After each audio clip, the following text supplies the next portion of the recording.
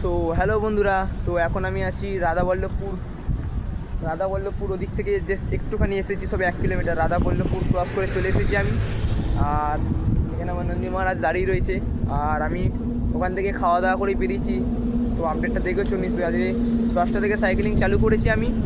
আর এখন আছি তোমার এখানে একটু দাঁড়ালাম, কেন এতক্ষণে সবে তোমার 16 কিলোমিটার সাইকেল চালিয়েছি।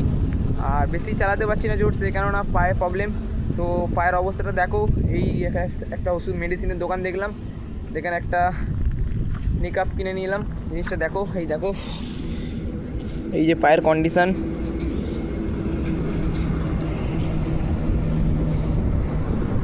দেখতেই পাচ্ছ, এটা পড়লাম এক্ষুনি কিনে। তো দেখতেই পেলে নিকাপ পরে রয়েছি, তো জাস্ট এক্ষুনি কিনলাম। তারপর এখন একটুখানি নর্মাল লাগছে। এতক্ষণ যে কষ্টটা হচ্ছিলো, এই কষ্টটা অতটা হচ্ছে না, কিন্তু ব্যথাটা করছে।